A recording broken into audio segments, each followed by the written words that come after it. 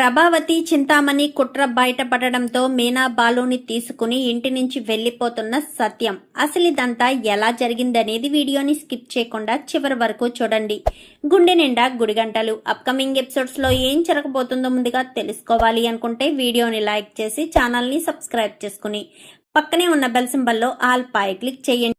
రోహిణి నిజ స్వరూపం ప్రభావతి తెలుసుకోవాలి అని మీరు కూడా కోరుకుంటే కామెంట్లో ఎస్ అని టైప్ చేయండి. మొత్తం మీద చూసుకున్నట్లయితే గనుక రోహిణికి ప్రతిరోజు రాత్రులు మీనా ఏదొక రూపంలో కలలోకి రావడం, రోహిణిని చితక్ కొట్టడం జరుగుతూ ఉంటుంది.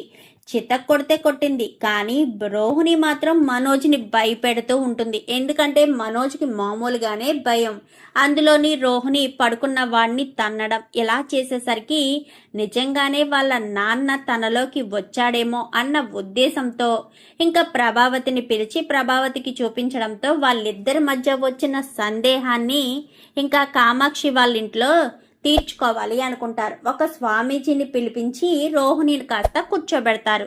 ఇదే అదునుగా చేసుకుని ఈ డబ్బు సమస్య రాకుండా చేసుకోవాలి అన్న ఉద్దేశంతో తనలోకి ఏ దెయ్యం రాకపోయినా గానీ రోహిణి అయితే మా చచ్చినా గానీ డబ్బు గురించి ఆలోచిస్తావా, ఆ డబ్బు ఎవరికి చెందదు, కోర్టులోనే ఉంటుంది, ఎవరికి ఇవ్వను అంటూ ఇంకా రోహిణి ఆ డబ్బు మీద ప్రభావతి ఆశలు వదిలేసుకోవాలన్నట్టు మాట్లాడుతుంది. ఆ మనోజ్ గాడికి కూడా 4 తగిలించండి అనగానే మనోజ్ గాడిని తీసుకొచ్చి ముగ్గులో కూర్చోబెట్టడానికి ప్రయత్నం చేస్తారు. ఇంకా అలా ప్రయత్నం చేసేసరికి మనోజ్ను కూడా వచ్చి కూర్చోబెట్టడంతో మనోజ్కి కూడా 4 తగిలించి ఇంకా అమ్మయ్య ఏదో వంక దొరికింది నాకు, ఇక మీదట ఈవిడ డబ్బులు అడగకుండా గట్టిగా చేయాలని ప్రభావతిని కూడా కూర్చోబెట్టమని, ప్రభావతిని కూడా ఇంకా మామూలుగా కాదు కొట్టేస్తుంది దెయ్యం వచ్చిందని, ఇంకా డబ్బుల గురించి పదే పదే నా కూతుర్ని వేధిస్తుంటావా, వేధిస్తే మాత్రం ఈసారి ఖచ్చితంగా వస్తాను, నన్ను చూడలేదని నా మాట ఎత్తినా వెంటనే నా కూతుర్లోకి వచ్చేస్తానంటూ ఇంకా రోహిణి ప్రభావతిని కూడా భయపెట్టడంతో నేను మాట్లాడిన, ఇంకా నాకు డబ్బు వద్దు ఏమొద్దు, నా ప్రాణాలు నాకు దక్కితే చాలు అని ప్రభావతి కాస్త వెళ్ళిపోండి, మీరు వెళ్ళిపోండి, ఇంకా రోహిణిని చాలా జాగ్రత్తగా చూసుకుంటాను అని ప్రభావతి చెప్తుంది. చెప్పడంతో ఇంకా ఏం మాట్లాడాలి, ఇంకా అలా వెళ్ళిపోయాను అన్నట్టు కళ్ళు తిరిగి పడిపోతుంది రోహిణి. వదినా, రోహిణిని వాళ్ళ నాన్న వదిలేసి వెళ్ళిపోయినట్టున్నాడు, ఇక మీదట నువ్వు చాలా జాగ్రత్తగా ఉండాలి, ఎట్టి పరిస్థితుల్లోనూ రోహిణి పుట్టింటి గురించి కానీ డబ్బు గురించి కానీ నువ్వు అడగకూడదు, అడిగిన ప్రతిసారి దెయ్యం వచ్చేస్తుంది వదినా, తర్వాత నీ ఇష్టం అని చెప్పి కామాక్షి కాస్త మరికొంత భయపడుతుంది కదా. భయపెట్టేసరికి ప్రభావతి సైలెంట్ అయిపోతుంది. ఇంక ఇదిలా ఉండగా 2 రోజుల తర్వాత రోహిణి గురించి తెలుసుకోవాలి అన్న ఉద్దేశంతో 2 రోజులు ఓపిక పట్టిన మీనా బాలు మళ్ళీ ఆ అబ్బాయికి ఫోన్ చేస్తారు. ఫోన్ చేసేసరికి తమ్ముడు వచ్చావా అనగాని వచ్చానన్నా, నీకే ఇప్పుడే ఫోన్ చేద్దామనుకున్నాను, నీకు ఫోన్ చేయమని తాతయ్య చెప్పారు, చేస్తాను, వెంటనే నాకు ఆ ఫోటోలు పంపించన్నా, నేను తాతయ్య వాళ్ళ దగ్గరే ఉన్నాను, వాళ్ళకి చూపిస్తాను అనేసరికి ఇంకా రోహిణి ఫోటో విద్య ఫోటో పంపిస్తాడు. పంపించడంతో ఫోటోలు చూసి తాత ఈ ఫోటోల్లో ఏ ఫోటో అమ్మాయి అంట ఫోన్ పడేసుకుంది, చెప్పు తాత అని చెప్పనేసరికి ఆ కళ్ళు సరిగ్గా కనిపించకపోవడంతో ఓసే నువ్వు చూడవే అనగానే చూసి ఇంకో ఈ అమ్మాయి అని చెప్పి విద్య ఫోటోని చూపిస్తాడు. విద్య ఫోటోని చూపించడంతో విద్య ఫోటోను ట్యాగ్ చేసి బాలుకి పంపిస్తాడు. అన్న ఇప్పుడు నీకు ఒక ఫోటో పంపించాను చూడు, ఆ అమ్మాయి అన్న ఫోన్ పడేసుకుంది అనగానే చూడండి ఎవరో అని చెప్పి ఇంకా చెప్పడంతో ఓపెన్ చేసి చూస్తారు. చూస్తే విద్య. నేను చెప్పానా పార్లలమ్మే చేయించుంటుందని అనగానే విద్య ఎందుకు దొంగతనం చేస్తుందండి, దొంగతనం చేసింది విద్య కాదు, పార్లలమ్మ చేసి విద్యకి ఇచ్చింది, వాళ్ళిద్దరూ తోడు దొంగలు, ఏదైనా సరే వాళ్ళిద్దరూ కలిపే చేస్తారు, ఇదంతా ఇలా జరుగుతుందని నాకు ముందే తెలుసు అంటూ మాట్లాడడంతో ఇంకా ఏం మాట్లాడాలో అర్థం కాక ఇంకా అక్కడి నుంచి కాస్త సర్లే అని చెప్పి ఇంకా బాలు మీనా ఇద్దరు కూడా అక్కడి నుంచి వచ్చేస్తారు. ఇప్పుడు రోహిణి ఇదంతా చేసిందన్న విషయం మనం ఎలా బయట పెట్టాలండి, రోహిణియే చేసిందని మనకు తెలుస్తుంది, విద్యను అడిగి కదా, విద్య ద్వారా మనం ఈ విషయాన్ని బయట పెట్టాలి. అసలు ఫోన్ ఎందుకు ఇచ్చి గుణగాడికి ఇచ్చిందో, అసలు ఆ వీడియోని ఎవరు లీక్ చేశారో, అన్నీ తెలుసుకోవాలండి అని చెప్పి మీనా అనగానే అవును ఖచ్చితంగా తెలుసుకోవాలి మీనా అని చెప్పి బాలు అంటాడు. ఇంకా బాలు అనేసరికి ఇంక వెంటనే విద్య దగ్గరికి బయలుదేరతారు. ఇంక ఇది ఇలా ఉంటే ప్రతిరోజు చింతామణి వస్తూ ఉంటుంది కదా, అలా వచ్చినప్పుడే కదా మీనాకు ఒక పూల డెకరేషన్ ఉండడంతో ఇంకా పూల డెకరేషన్కి మీనాని వెళ్ళనివ్వకుండా చేస్తే తనకు ఆ డెకరేషన్ వస్తుందని మాటల్లో చింతామణి కాస్త ప్రభావతికి చెప్తుంది. చెప్పేసరికి అసలే చింతామణి వచ్చిన ప్రతిసారి కూడా ప్రభావతికి అవో ఇవో గిఫ్ట్లు అంటే తినడానికో లేదంటే చీరలో ఏదో ఒకటి తీసుకొస్తూ ఉండడం ప్రభావతికి బాగా నచ్చుతుంది. అంటే తను మంచి స్టూడెంట్ అన్నట్టు, ప్రభావతిని బాగా చూసుకుంటుంది అన్నట్టు ఇంకా ప్రభావతి ఓ తెగ సంబరపడిపోతుంది.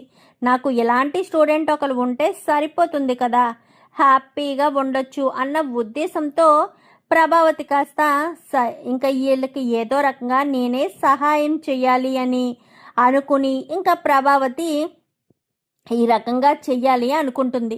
అలా అనుకున్న ప్రభావతి ఇంటికి వస్తుంది. ఇంటికి వచ్చాక మీనాకు కరెక్ట్గా పూల డెకరేషన్కి వెళ్దాం అనుకున్న సమయంలో ప్రభావతి మీనాని ఆపేసి ఇంకా ఆ డెకరేషన్ చేయి ఈ డెకరేషన్ చేయి అంటూ మాట్లాడడంతో ఇంకా నిజంగానే ఈ డెకరేషన్ అంతా అది చెయ్యి ఇది చెయ్యి అంటూ చెప్తుంది. అత్తయ్య నేను డెకరేషన్కి వెళ్ళాలి అని మీనా చెప్తున్నా, డెకరేషన్ ఏంటే డెకరేషను, నా చెయ్యి నిప్పట్టి నేను బాధపడుతుంటే నీ కాపన్లే అవసరమా, ముందు వెళ్ళి సూప్ చేసి తీసుకురా అని చెప్పి మీనాకు చెప్పడం. మొత్తానికైతే మీనాను అక్కడికి వెళ్ళనివ్వకుండా ఆపేసి ప్రభావతి కాస్త సంతోషపడిపోతుంది. కానీ మీనా తెలివి తక్కువదేమీ కాదు కదా, తను వీడియో కాల్ చేసి వీడియో కాల్లో కాస్త బాలుకి అలాగే సుమతికి చెప్పడంతో వాళ్ళు అక్కడ కంప్లీట్ చేసేస్తారు. ఆ విషయం కాస్త తెలుసుకున్న చింతామణి ప్రభావతికి ఫోన్ చేసి జరిగిన విషయం చెప్తుంది. ఇంకిద్దరూ మాట్లాడుకోవడం కాస్త మీనా వినేస్తుంది. వినేసి బాలు ఇంటికి తిరిగి వచ్చేసరికి మీనా ఎంతగానో బాధపడుతూ ఏడుస్తూ ఉంటుంది. ఏమైంది మీనా, ఎవరేమన్నారు, అమ్మ ఏమైనా అన్నదా, అమ్మ కోసమే కదా నువ్వు డెకరేషన్ దగ్గరికి కూడా రాలేదు, ఏమైంది మీనా చెప్పు మీనా అని చెప్పాను. కానీ అత్తయ్యకి నిజంగానే చెయ్యి నెప్పట్టిందని నేను డెకరేషన్ కూడా వెళ్లకుండా ఉండిపోయాను. అత్తయ్యకి అసలు చెయ్యి నెప్పే పట్టలేదండి, అత్తయ్య కావాలని ఇదంతా చేశారు. నన్ను పూల డెకరేషన్కి వెళ్ళనివ్వకుండా ఆ చింతామణితో చేతులు కలిపి అత్తయ్య ఇదంతా చేశారండి, కానీ ఇలా చేస్తారని అస్సలు అనుకోలేదు అంటూ ఇంకా ప్రభావతి గురించి కాస్త మీనా చెప్పడంతో ఏంటి మీనా ఏంటి నువ్వు అనేది అనగానే అవునండి చింతామణి ఫోన్ చేస్తే అత్తయ్య మాట్లాడుతున్నారు, నువ్వు చెప్పినట్టే చేశాను కదా అంటే ఏం చేశారు, అక్కడ డెకరేషన్ పూర్తయిపోయింది అంటే నా చెయ్యి నొప్పి లేకపోయినా చెయ్యి నొప్పి ఉందని చెప్పాను, దానికి పనుల మీద పనులు చెప్తూనే ఉన్నాను క్షణం ఖాళీ లేకుండా, అయినా సరే అది ఎలా డెకరేషన్ పూర్తి చేసింది అదే కదా నాకు అర్థం కావట్లేదు. మీనా ఇక్కడికి రాలేదు, కానీ వాళ్ళ ఆయన సుమతి అంట వాళ్ళ చెల్లెలు వాళ్ళ ద్వారా మొత్తం డెకరేషన్ కంప్లీట్ చేసింది. తను ఏ డిజైన్ అయితే ఇస్తాను అని చెప్పిందో అదే డిజైన్ చేసేసింది. ఇది గడ్డుకు రాలే అనుకుని ప్రభావతి కాస్త మాట్లాడిన మాటలన్నీ కూడా బాలుకి చెప్పేసరికి ఏంటి ప్రభావతమ్మ ఇంత దారుణంగా ఎలా చేస్తుంది అని చెప్పి బాలు కూడా బాధపడుతూ ఉంటాడు. అప్పుడే సత్యం వస్తాడు. సత్యం వెనకాల రవి శృతి వీళ్ళంతా వస్తారు. ఏమైందిరా బాలు, ఎందుకు మీ ఇద్దరు అలా కూర్చున్నారు, ఏం జరిగింది అనగానే ప్రభావతమ్మ ఆగడాలు రోజు రోజుకి ఎక్కువైపోతున్నాయి నాన్న, మీనా మీద కక్ష ఉండొచ్చు కానీ మరీ ఇంత కక్ష పెంచుకోకూడదు కదా, అసలు మీనా ఏం తప్పు చేసింది నాన్న, ఇంటికి కోడలుగా రావడమే మీనా చేసిన తప్ప, ఎందుకు అస్తమానం ప్రభావతమ్మ మీనానే తప్పుపడుతూ ఉంటుంది, ఉదయం లేచినప్పటి నుంచి సాయంత్రం వరకు గొడ్డులా కష్టపడుతూ ప్రతి ఒక్కరికి ఏం కావాలో చూసుకుంటూ పైగా తను బయటికి వెళ్ళి డెకరేషన్లు పువ్వులు అమ్ముకుంటూ ప్రతి క్షణం బిజీగా ఉండే మీనాను ప్రభావతమ్మ బాధ పెట్టడం నాకు నచ్చట్లేదు నాన్న అని చెప్పనేసరికి మళ్ళీ ఏం చేసిందిరా మీ అమ్మ, ఏం చేసిందా, ఈవేళ పూల డెకరేషన్ ఉంది, వంట లేట్ అవుతుందని మీనా నన్ను వెళ్ళి పూల డెకరేషన్ స్టార్ట్ చేయమని చెప్పింది. సరే కదా అని నేను సుమతిని మిగిలిన వాళ్ళని అందరినీ తీసుకుని కళ్యాణ మండపానికి వెళ్ళి పూల డెకరేషన్ చేస్తూ ఉన్నాము. చేస్తూ ఉంటే మీనా వస్తున్నావా అంటే ఇంకా లేదు అనేసరికి ఏమైందంటే అత్తయ్య గారికి ఇలా పడిపోయారు, చెయ్యి నొప్పి పట్టింది, సూప్ చేస్తున్నాను అంటూ ప్రభావతమ్మ క్షణం కూడా తీరిక లేకుండా మీనాకు పనుల మీద పనులు చెప్తూ ఇంకా మీనానైతే ఇబ్బంది పెడుతూ ఉందంట. మీనా ఏమో నిజంగానే అత్తయ్య గారికి చెయ్యి నొప్పట్టింది కదా, సర్లే అని చెప్పి నాకు రావడం కుదరదు, నేను వీడియో కాల్లో మీకు చెప్తూ ఉంటాను, మీరు చేసేసేయండి అని మాకు పని చెప్పింది. నేను మొత్తం కంప్లీట్ చేసుకుని ఇంటికి వచ్చేసరికి అయిపోయింది మీనా అని సంతోషంగా చెప్దామనుకునేసరికి మీనా ఏడుస్తూ ఉంది నాన్న అంటూ చెప్పడంతో, ఎందుకమ్మా ఏం జరిగింది, నువ్వు వెళ్ళలేనందుకు ఏడుస్తున్నావా? కాదు నాన్న, వెళ్ళలేనందుకు ఏడవట్లేదు, తను ఎంతసేపు చేసింది కావాలని నాటకమాడుతున్న మనిషికి అని తెలిసి బాధపడుతుంది అని చెప్పాను. కానీ ఏంట్రా ఏమంటున్నావు అనగానే, నిజంగా ప్రభావతమ్మకు చెయ్యి నొప్పి పట్టలేదు, తను కావాలనే ఇదంతా చేయించింది, తను మీనాని బయటికి వెళ్ళనివ్వకుండా డెకరేషన్ దగ్గరికి వెళ్ళనివ్వకుండా కావాలని ఇదంతా చేయించింది నాన్న అని చెప్పనేసరికి, ఏంటంటున్నావు అంటే మీ అమ్మ కావాలని చెయ్యి నొప్పి లేకపోయినా చెయ్యి నొప్పి ఉంది అని చెప్పిందంటున్నావా అని చెప్పి ఇంకా సత్యం అంటాడు. అవును నాన్న, ఎందుకంటే మీనా డెకరేషన్కి వెళ్తే ఆ చింతామణికి నష్టం కాబట్టి, ఆ చింతామణి ప్రతి క్షణం మీనాని బాధ పెట్టాలని చూస్తుంది కాబట్టి, మీనాని బాధ పెట్టాలని చూస్తుంది, అవకాశం దొరికితే ఎలా వాడుకోవాలి అన్న ఉద్దేశంతో ఇంకా ప్రభావతమ్మ దగ్గర డ్యాన్స్కి జాయిన్ అయినట్టుంది. అందుకని ఆవిడ ఇచ్చే గిఫ్ట్లకి ఈవిడ గారు పడిపోయి కావాలనే, అంటే ఇదంతా కావాలనే ప్రభావతమ్మ చేసింది. ఎందుకంటే మీనాని పూల డెకరేషన్కి పంపించకుండా ఉంటే తనకు డెకరేషన్ వస్తుంది అన్న ఉద్దేశంతో ప్రభావతమ్మ ఇదంతా చేసింది అంటూ చెప్పేసరికి, ఏంట్రా ప్రభావతి అంతకు తెగించిందా, ఎక్కడుంది అనగానే గదిలో ఉంది అనేసరికి ప్రభా అంటూ సత్యం పిలుస్తాడు. పిలిచేసరికి ప్రభావతి కిందకి రానే వస్తుంది.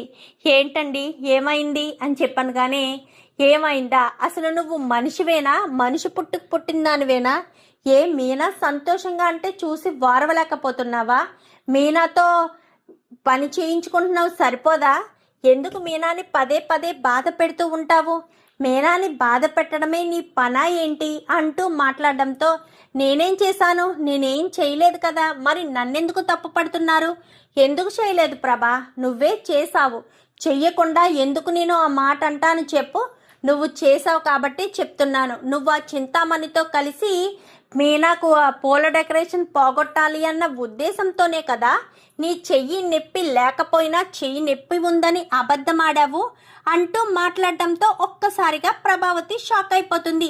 ఈ విషయం వీళ్ళకెలా తెలిసిపోయింది అని అనుకుంటూ ఉండగానే, ఏంటి ఈ విషయం వీళ్ళకెలా తెలిసిపోయింది అని అనుకుంటున్నావా, అంతేలే ప్రభా, ఎందుకు తెలీదు, తెలుస్తుంది, తప్పు చేస్తే ఖచ్చితంగా బయట పడుతుంది, నువ్వు ఆ చింతామణితో చేతులు కలిపి మీనా డెకరేషన్కి వెళ్లకుండా చేస్తే ఆ డెకరేషను తనకొచ్చి మీనాకు చెడ్డ పేరు రావాలి అన్న ఉద్దేశంతోనే కదా ఆ చింతామణితో కలిసి నువ్వు ఇంత నాటకం ఆడింది అంటూ చెప్పడంతో ఇంకా ఏం మాట్లాడాలో అర్థం కాదు ప్రభావతికైతే.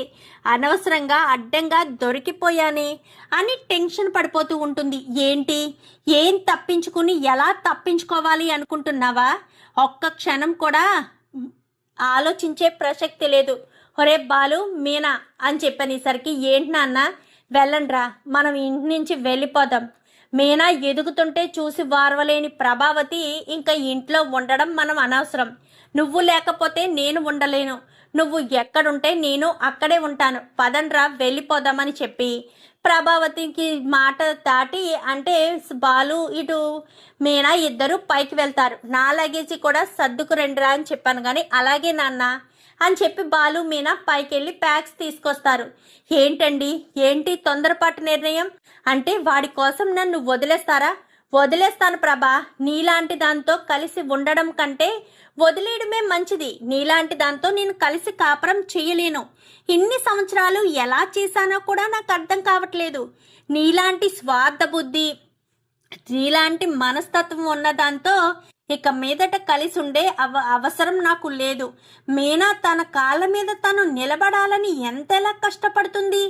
ఇంట్లో పని చేసుకుంటూ, బయట పూల డెకరేషన్స్ చేసుకుంటూ, పూలు కావాల్సిన వాళ్ళకి ఇచ్చుకుంటూ ప్రతి క్షణం తను ఎంతగానో కష్టపడుతూ ఉంది. అలాంటిది నువ్వు సహాయం చేయడం మానేసి ఇలా చేయడం ఏంటి ప్రభా?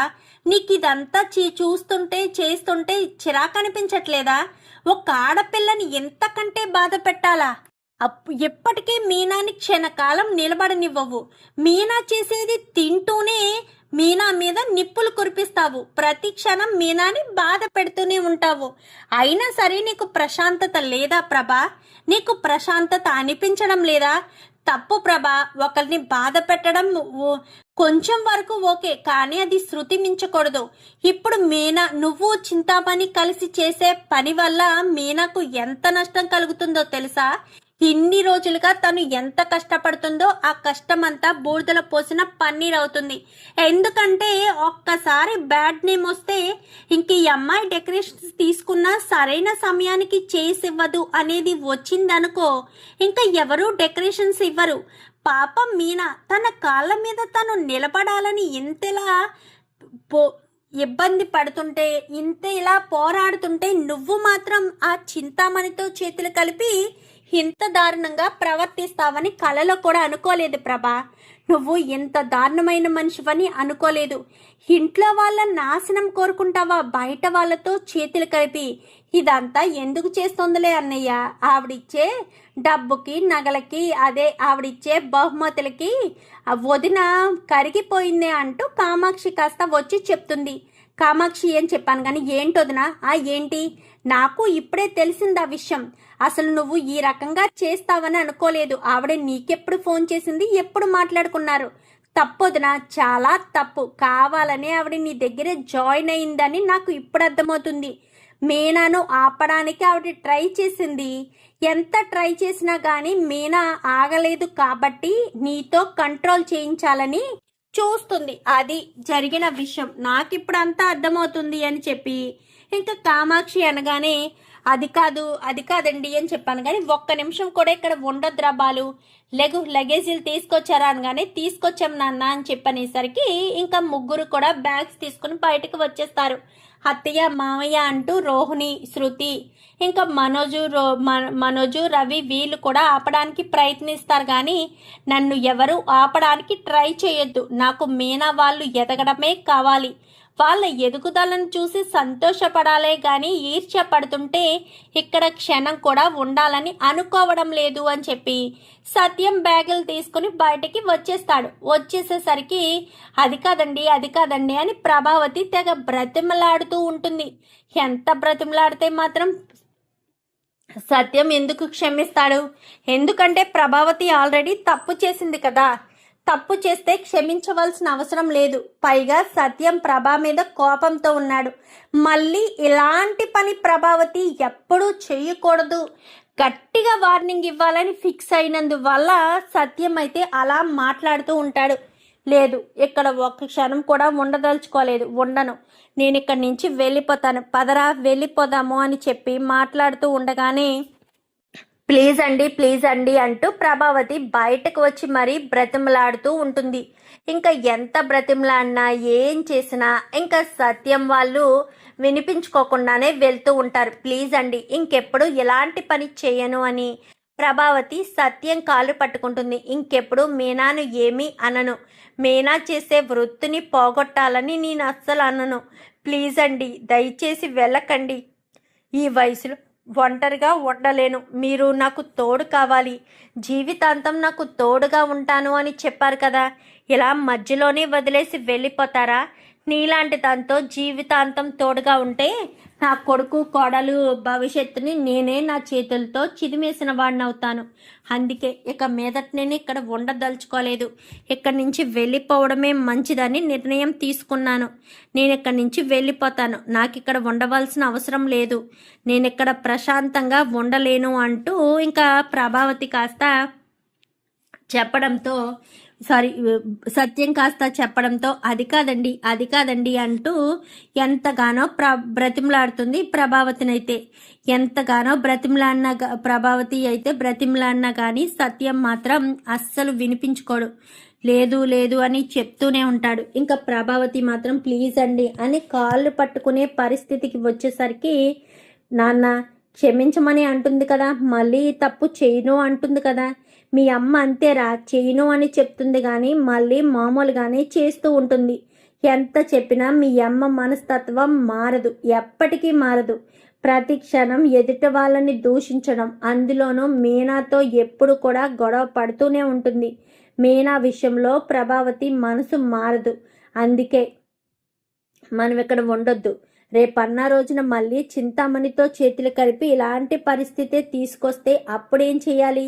అప్పుడు మళ్ళీ మీనాకు అవకాశాలు వస్తాయా? ఒక్కసారి చెడ్డ పేరు వచ్చింది అంటే ఆ పేరు పోగొట్టుకోవడానికి కొన్ని జీవితాలు పట్టినా ఆశ్చర్యపోనవసరం లేదు. ఇప్పుడు మీనా చేసేది కూడా అంతే. మీనా చేసే పని గురించి ప్రభావతి చాలా మాటలనింది. పైగా ఆ చింతామణితో కలిసి ప్రభావతి తనకొచ్చే ఆపర్చునిటీని రాకుండా చెయ్యాలి అని చూస్తుంది. అలాంటిటప్పుడు ప్రభాతో నేను కలిసి ఉండి ఏం లాభం?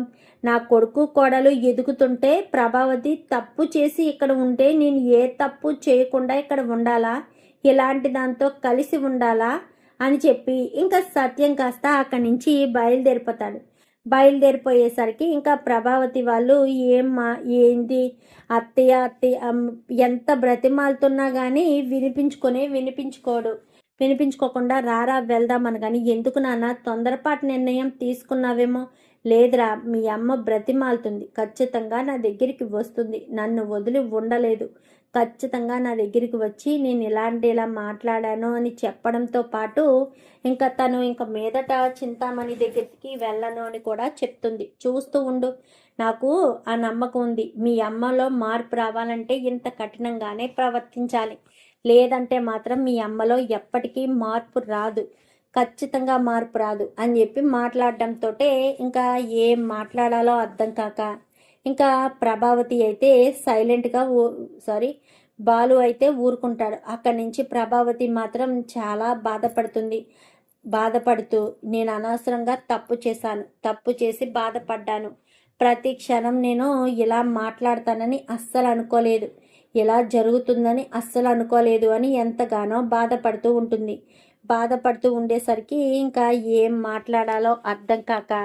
ఇంకా ప్రభావతి అక్కడ ఏడుస్తూ ఉంటుంది. సత్యం ఇక్కడ బాధపడుతూ ఉంటాడు. అమ్మను వదిలి వచ్చినందుకు బాధపడుతున్నావా నాన్న? కాదురా, మీ అమ్మలో మార్పు తీసుకురాలేనందుకు బాధపడుతున్నాను. మీ అమ్మ మారుతుంది అనుకున్నాను, మారదు అని తెలిసాక బాధపడుతున్నాను అని చెప్పి మాట్లాడడంతో ఇంకా అది కాదు అంటూ మాట్లాడడంతో సరే అని ఇంకా ఏదొకటి చెయ్యాలి అని ప్రభావతి కాస్త ఫోన్ చేస్తుంది సత్యానికి. ఫోన్ చేసేసరికి సత్యం అయితే అది కాదు అని చెప్పి మాట్లాడుతూ ఉండగానే ఇంకా ఏదొకటి చెయ్యాలి, ఏదొకటి మాట్లాడాలి అని ప్లీజ్ అండి, ఇక మీదట నేను తప్పు చేయనండి అంటూ ప్రభావతి ఎంతగా ప్రతిమాలన సత్యం మాత్రం వద్దు, ఇంకా నువ్వు ఏం చెప్పినా నేను వినదలుచుకోలేదు, వినను కూడా, దయచేసి నన్ను వదిలేసే అని చెప్పి మాట్లాడుతూ ఉండేసరికి ఏం వదిలేయాలి, అసలు ఏం మాట్లాడుతున్నావు నీకు తెలుస్తుందా అని చెప్పి అంటూ ఉండగానే ఇంకా ఏదొకటి చెయ్యాలి అని చెప్పి ఇంకా ప్రభావతి అయితే ఏడుస్తూ ఇంటి దగ్గర కూర్చుని ఉండేసరికి ఇంకా సత్యాన్ని బ్రతిమలాడే పద్ధతి ప్రభావతిలో మార్చుతుందా, లేక ప్రభావతి ఇక మీదటైనా మీనా బాలులను బాధ పెట్టకూడదు అనుకుంటుందా? చూద్దాం. మరి రాబోయే ఎపిసోడ్స్లో ఏం జరుగుతుందో వీడియో నచ్చితే లైక్ చేసి ఛానల్ని సబ్స్క్రైబ్ చేసుకుని పక్కనే ఉన్న బెల్ సింబల్లో ఆల్ పై క్లిక్ చేయండి. Thank you for watching.